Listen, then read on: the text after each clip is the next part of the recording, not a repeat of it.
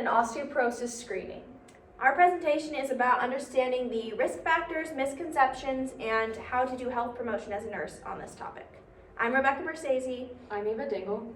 I'm Maureen Galka. I'm Addie Litcher. And I'm Haley Smith. Our objectives are to define osteoporosis and describe its relationship to fall risk in older adults, identify common risk factors for osteoporosis and falls, explain the importance of screening for osteoporosis, including its guidelines, and identify correct common misconceptions about fall prevention and osteoporosis screening and treatment. So what is osteoporosis? So osteoporosis is a chronic skeletal disorder, and it's characterized by decrease in bone mass and deterioration of your bone tissue.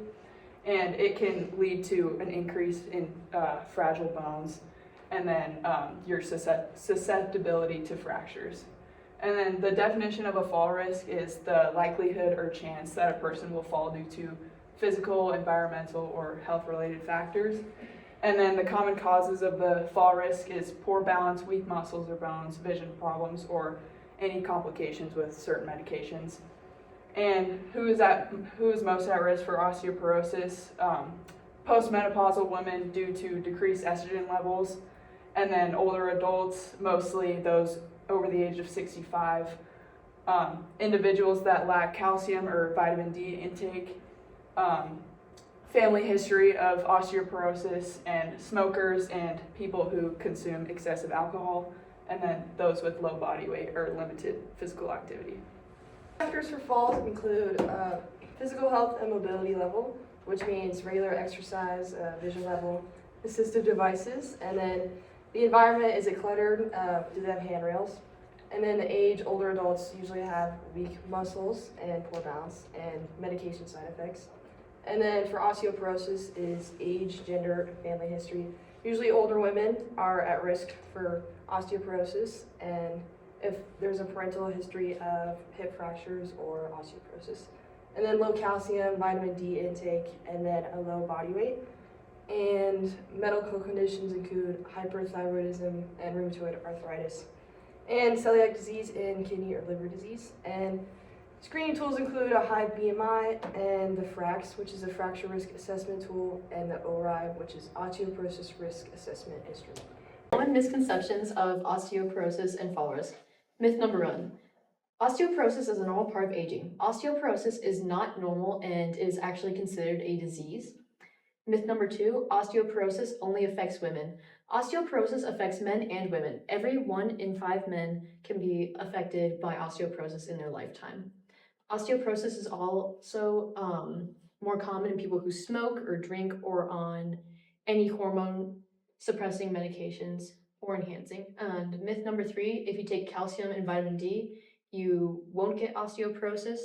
This is also important because you can take calcium and vitamin D. That's a very important part of your lifestyle, but it's also important to take into consideration some, like if you eat a lot of protein like meats, poultry, fish, and stuff like that, that's also really important. It helps your bone and muscle growth, as well as eggs, milk, lentils, and things like that.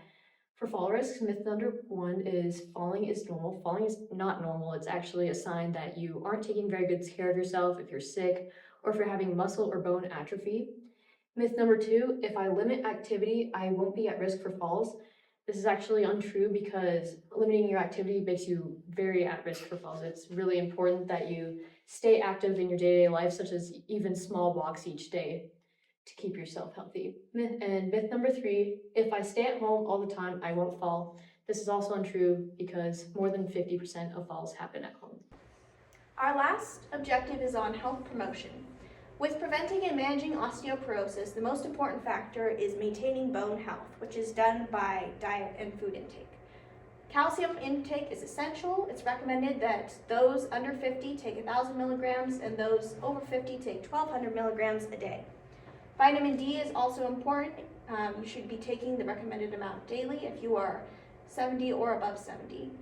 A high protein diet can also increase bone density, and weight bearing and resistance exercise help to strengthen the bones.